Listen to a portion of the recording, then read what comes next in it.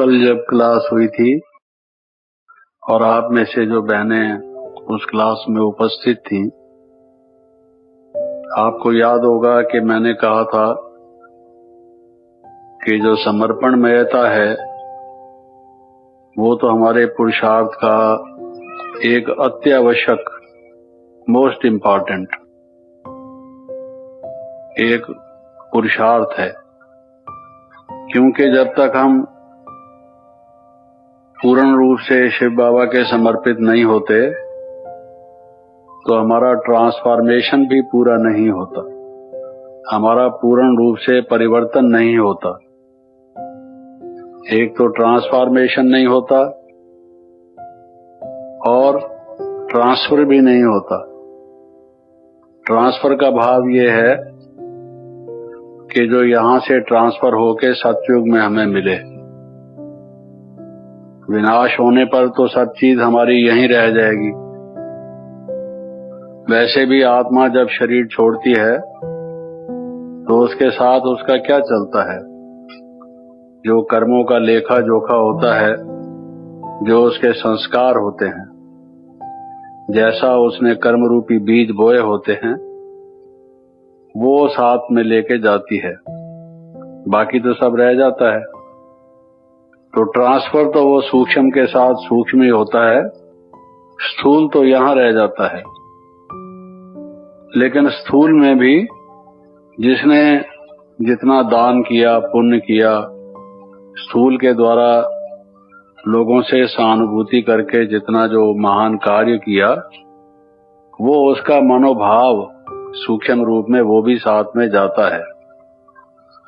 तो हम अगर तन मन धन अपना पूर्ण समर्पण कर देते हैं तो हमें भी उसका कई गुना होकर जन्म जन्मांतर के लिए, कल्प कल्पांतर के लिए इस रिपीट होने वाले ड्रामा में बार बार मिलता है, प्राप्त होता है। और अगर हम समर्पित ही नहीं करते, अपना तन अपने काम में लगाए रखते हैं, अपना मन भी लौकिक कार्यों में, दुनिया के झंझटों और उलझनों में, संसार के संबंधियों और संबंधों में लगाए रखते हैं, और धन भी अपने खाने पीने और महारमारी बनाने और घूमने घामने फैशन करने में लगाए रखते हैं, तो हमें मिलेगा क्या? क्या मिलेगा? जबकि एक और हम भक्ति मार्ग में ये सुनते हैं कि सुदामा ने मुट्ठी भर चावल दिए, और वो भी कोई बासमती चावल, अच्छी क्वालिटी के चावल नहीं थे, टोटा चावल, टूटे हुए, जो उसको देने में भी शर्म आ रही थी। उस पोटली को अपनी बगल में छिपाए चले जा रहा था कि ये कोई चावल हैं, किसको देने जा रहा हूं और चीज कैसी दे रहा हूं। लेकिन वो मुट्ठी भर चावल देने से भी उसको क्या प्राप्ति हुई, ये एक मिसाल कहने में आती है। उसने उतना ही समर्पित किया था और उस समर्पित होने से भी उसको कितना मिला। और अगर हम समर्पित नहीं होंगे तो क्या मिलेगा हमें? यहां तो सब रह जाने वाला है, छूट जाने वाला है। और अगर हम ये सोचें कि अभी नहीं, 1 साल के बाद, 2 साल के बाद या 5 साल के बाद, आफ्टर सम टाइम, क्योंकि अभी फलां कार्य हमारा चल रहा है, फलां प्रॉब्लम हमारे सामने है, ये सब तो चलता चलेगा।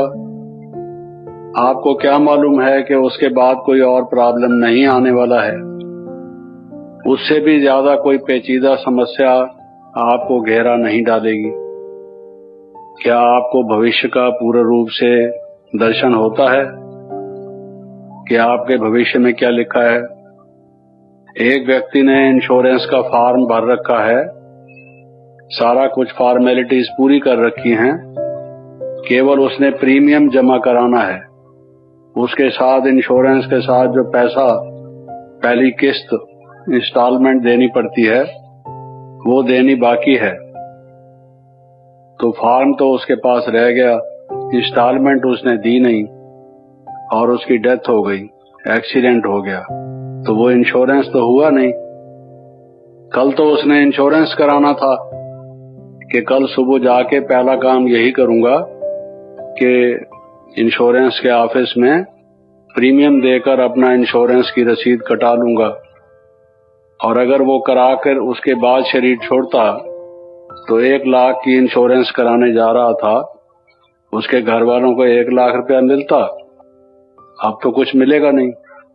तो बाबा ने एक स्लोगन हमें दिया हुआ है कि delay is dangerous, delay is dangerous. अगर देर करोगे तो देर से नुकसान होने वाला है। इस संगम युग का एक एक क्षण बड़ा अनमोल है। 63 जन्म के जो हमने विकर्म किए हुए हैं, देह अभिमान पर आधारित कर्म किए हुए हैं, उनको अगर हम इस थोड़े से समय को भी नहीं लगाएंगे समाप्त करने के लिए, तो फिर वो रह जाएंगे, फिर हमें पछताना पड़ेगा। बार बार बाबा हमें जगाने की कोशिश करते हैं, हमें सावधान करते हैं कि बच्चे, नाउ और never, delay is dangerous, now और नेवर। करना है जो भी कर ले, अब ये वक्त जा रहा है, तो ये पोस्टपोन नहीं करो। ये जो पोस्टपोनमेंट की आदत है, कल पर डालने की आदत है, आज नहीं कल, कल फिर कहेंगे कल, कल तो जरूर ही करूंगा। तो ये भक्ति मार्ग में भी कहते हैं कि कल कल करते करते काल आ जाता है, और उसका परिणाम क्या निकलता है? हरि बोल जाता है, राम नाम सत्य हो जाता है, और बाकी तो सब यहीं धड़ा रह जाता है। तो इसलिए समर्पण महता, समझ लीजिए, सारा ज्ञान आपने समझ लिया। मैं आत्मा हूँ, ज्योति बिंदु हूँ, परमात्मा ज्योति स्वरूप हैं, बिंदु रूप हैं, परम धाम के वासी हैं, ये 5000 वर्ष का कल्प है, इत्यादि इत्यादि। ये सारी बातें आपने समझ ली, लेकिन एक बात नहीं समझी। सारी बातें समझ ली, ज्ञान सारा समझ लिया, कोई भी बात अगर हम पूछें, प्रश्न करें, तो तुरंत आपसे उत्तर मिलेगा, लेकिन एक बात नहीं समझी कि डिले इज डेंजरस, नाउ और नेवर। ये अगर नहीं समझी तो वो ज्ञान आपकी बुद्धि तक ही रहेगा, वो व्यवहार में, कर्म में पूर्ण रूप से परिणत नहीं होगा, परिवर्तित नहीं होगा, और उसका बहुत बड़ा नुकसान होगा। हम बहुत दफा कुछ लिख के ले जाते, बाबा कहते हैं कि बच्चे निमंत्रण पत्र लिखाओ, सारी दुनिया को निमंत्रण जाना है, क्योंकि ये पिता ने यज्ञ रचा है। अगर किसी बच्चे को वो निमंत्रण नहीं मिलेगा तो वो रहना देगा कि हे प्रभु, आप हमारे पिता हैं, आप इस सृष्टि में आए, आपने यज्ञ रचा, इतना बड़ा उत्सव किया, हमको याद भी नहीं किया, हमको बुलाया भी नहीं। आप सब अनुभवी हैं, अगर माता पिता किसी एक बच्चे को अधिक प्यार देते हैं, कुछ उसको मौका देते हैं, दूसरों को बुलाते भी नहीं, पूछते भी नहीं हैं, तो आपको कैसा लगता है? तो उन बच्चों को कैसा लगेगा? वो तो रो देंगे, भगवान से भी वो सहन नहीं हो सकेगा। सब चीज सहन कर लेता है भगवान, उसमें तो सहनशीलता है, तभी तो कहता है हमें भी के सहनशील बनो। एक चीज उससे भी बर्दाश्त नहीं होती। क्या बर्दाश्त नहीं होती? कि मेरे बच्चों को निमंत्रण ना मिले, बच्चे शांति के लिए पुकार रहे हों, तड़प रहे हों। हमने देखा ब्रह्मा बाबा को भी, साकार रूप को भी, उससे हम समझते हैं कि शिव बाबा को कैसा लगता होगा। हैं? बाबा को नींद कहाँ आती थी? जागृत अवस्था रहती थी, नींद और जागृति की बॉर्डर लाइन पर कभी बाबा होते थे। तो बाबा, क्या बात है बच्चे, ये सारे विश्व को संदेश कैसे पहुंचेगा? ये तो जिस रफ्तार से हम चल रहे हैं, ये तो बहुत टाइम लग जाएगा। बच्चे तो अशांत हैं, पुकार रहे हैं, और उनको ये निमंत्रण कैसे मिलेगा? तुम जाओ, निमंत्रण लिखाओ, और ये कुंभ का मेला आ रहा है हरिद्वार में, 60,000 निमंत्रण लिख लाओ, छपा लाओ। तो 60,000 निमंत्रण छपाया, बच्चे वहां तो लाखों लोग आते हैं, 60,000 किसको दोगे, किसको नहीं दोगे। बहुत से बच्चे वंचित रहेंगे। जाओ 1 लाख और छपवा लो, और छपवा लाते। तो लेकिन लिख के जब हम बाबा से पास कराने के लिए ले जाते तो बाबा देखते कि सारा लिखा हुआ है, ये ठीक है, चलो ठीक है। लेकिन बच्चे ये तो लिखा ही नहीं कि नाउ और नेवर, ये लिखो। क्योंकि मनुष्य की आदत पड़ चुकी है, आलस उसको आ चुका हुआ है। इसलिए जिसको छठा विकार कहते हैं, सुस्ती या आलस, ये 5 विकार भी समाप्त नहीं होते जब तक ये छठा विकार इसको हम नहीं निपट लेते। ये 5 विकारों पर भी हावी नहीं होने देता हमें। तो इसलिए ये लिखो, नाउ और नेवर, डिले इज डेंजरस। क्योंकि यहां से लोग जाएंगे वापस। आपने सेवा केंद्रों के पते तो छाप दिए, लेकिन जाते ही तो नहीं चले जाएंगे सेवा केंद्र पर। कहेंगे अभी तो कुंभ के मेले से आए हैं थके हुए, 2-4 दिन में जाएंगे। 2-4 दिन करते करते भूल जाएंगे, निमंत्रण पत्र भी गंवा बैठेंगे, गुम कर बैठेंगे, और फिर कहेंगे भगवान को मंजूर नहीं। भक्ति मार्ग में लोग यही कहते हैं ना, भगवान को अभी मंजूर नहीं, हमारा समय आया नहीं। अरे आपका समय आया है और भगवान को मंजूर है, तभी तो उसने ये निमंत्रण समय पर भेजा है, और साथ में ये भी लिखा है कि नाउ और नेवर। फिर आप कैसे कहते हो भगवान को मंजूर नहीं? बुलाना फिर भी भगवान को ही देते हैं, भोलानाथ को, क्योंकि भोला है, सुन लेता है, उसमें सहनशीलता बहुत है। वो कोई तर्क वितर्क दलीलबाजी नहीं करता है कि बच्चे मैंने तो तुम्हें दिया था। चुप कर जाता है। चुप कर जाता है तो लोग उसी के ऊपर ही हावी होने की कोशिश करते हैं। वो तो हमको पता है कि बाबा ने कितना पुरुषार्थ किया। जिन दिनों में यज्ञ में आर्थिक कठिनाइयां थी, भोजन की समस्या बनी रहती थी, उन दिनों में भी कितने पैकेट बनकर लोगों को फ्री लिटरेचर जाता था, और सेवा का कार्य बाबा ने कभी भी रोका नहीं।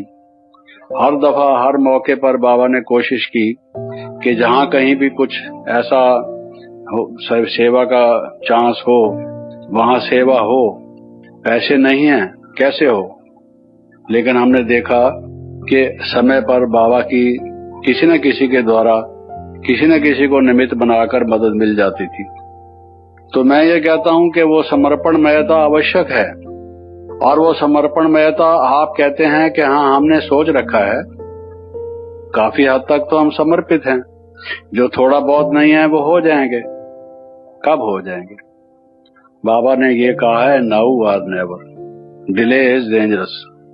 ये नहीं कि यहां से जाने के बाद समर्पित होंगे, अपने मम्मी डैडी से बातचीत करेंगे, जो कॉलेज में पढ़ाई पढ़ रहे हैं उसको सोचेंगे, जो नौकरी टोकरी हम करते हैं उस पर विचार करेंगे, और सारी बातें सोचने के बाद सोच समझ कर ही तो काम करेंगे। हाँ, आप बहुत समझदार हैं, भगवान से भी ज्यादा समझदार हैं, इसमें कोई शक की बात नहीं। सोच लीजिए, समझ लीजिए। जिसको हमने गाइड माना है, जिसको हमने सर्वश्रेष्ठ परम बुद्धिमान माना है, वो हमको राय दे रहा है, लेकिन हम राय साहब ऐसे हैं कि उस राय साहब की बात के भी हम बढ़कर अपनी राय हमें ज्यादा पसंद है। भगवान की राय हमें मंजूर नहीं है। हाँ, हमारी अपनी मजबूरियां हैं, अपनी कठिनाइयां हैं, हर एक के अपने प्रॉब्लम हैं, वरना हम ऐसे करते नहीं। हाँ ठीक है, भगवान को आपकी प्रॉब्लम मालूम नहीं है, ये मतलब है आपका कि भगवान को आपकी कठिनाइयां और प्रॉब्लम मालूम नहीं है, वो आपको ज्यादा मालूम है। अरे आपको तो ये भी मालूम नहीं था कि मैं आत्मा हूँ, शरीर नहीं हूँ। आपको ये भी मालूम नहीं था कि कितने जन्म लिए। आपको ये भी मालूम नहीं था कि कलयुग जा रहा है, सतयुग आ रहा है। क्या मालूम था? अब आपको मालूम पड़ा है। अब जागे हो तो भगवान से ज्यादा बात करने की कोशिश करते हो, बहानाबाजी बनाते हो, है जी।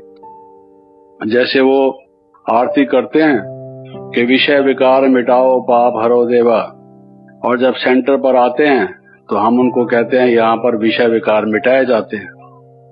आप आरती करते थे ना, भक्ति करते थे ना, भगवान को रोज कहते थे ना विषय विकार मिटाओ।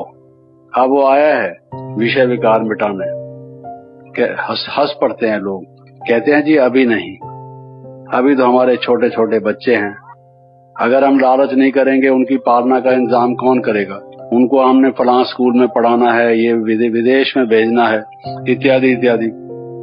थोड़ा लालच नहीं करेंगे तो ये काम कैसे पूरा करेंगे? तो बाहर से जब आरती करते थे मंदिर में, तो प्रत्यक्ष रूप से तो यही कहते थे कि विषय विकार मिटाओ, और सूक्ष्म रूप से साथ में ये कहते थे, प्रभु जी अभी नहीं। जो सब ना सुन सके, अंदर ही अंदर यही कहते थे कि प्रभु जी अभी नहीं। तभी तो ऐसा करते हैं। तो नाउ और नेवर डिले इज डेंजरस। अपनी सफलता के लिए अगर हमेशा ये ख्याल में रखोगे, कल भी मैं यही कह रहा था कि 6-7 जैसे होता है ना, टिप्स टू सक्सेस, सफलता के लिए कुछ इशारे। जब कोई बच्चा इम्तिहान देने जाता है तो उससे पहले ऐसी कुछ गाइड बुक्स पढ़ता है जिसमें कोर्स का रिवीजन हो जाए, और रिवीजन के साथ साथ कुछ बातें ऐसी उसमें बताई गई होती हैं जिनको याद रखने से एग्जामिनेशन पेपर जब उसके सामने आए तो उसमें वो ठीक प्रकार से उत्तीर्ण हो जाए, पास हो जाए, पास विद ऑनर्स हो जाए। तो वो मैं बता रहा था कि कुछ टिप्स मैं आपको ऐसे बताऊंगा जिससे कि जीवन हमारा सफल बने। 2 बातें कल मैंने बताई थी, और तीसरी बात आज ये बता रहा हूं कि हमेशा ये याद रखिए कि डिले इज डेंजरस, नाउ और नेवर। अच्छा काम जो करना है, जो हमें समझ में आ गया है, बाबा ने जो बात हमें करने के लिए कही है, उसको पोस्टपोन मत कीजिए, टाल मटोल मत कीजिए, उसमें वक्त मत डालिए, क्योंकि जीवन की घड़ियां मनुष्य को मालूम नहीं होती। समय बीतता चला जा रहा है, और ये संगम का समय, इसका हर एक क्षण, हर एक प्राण, यहाँ तक के जो पलक झपकने का समय है। क्योंकि पुराने समय में जब घड़ियां नहीं होती थी तो काल की गणना जो होती थी वो कई विधियों से होती थी। रेत की घड़ियां तो बाद में बनी, लेकिन उससे पहले जो भारत के कुछ ज्योतिष शास्त्र हैं जिनमें समय की गणना का वर्णन किया गया है, उसके जैसे आज सेकंड या फिर उसके बाद मिनट या आवर या इस तरह की बात हम करते हैं, तो उसमें भी यूनिट्स बनाए गए हैं, इकाइयां बनाई गई हैं समय की, और उसमें से समय की एक इकाई है आंख का झपकना। आंख के झपकने में जितना टाइम लगता है उसको यूनिट माना गया है। तो वो उतना भी टाइम हमारा वेस्ट नहीं जाना चाहिए। ये हमारी कमाई का टाइम है, इसका हमें पूर्ण रूप से ख्याल रखना चाहिए।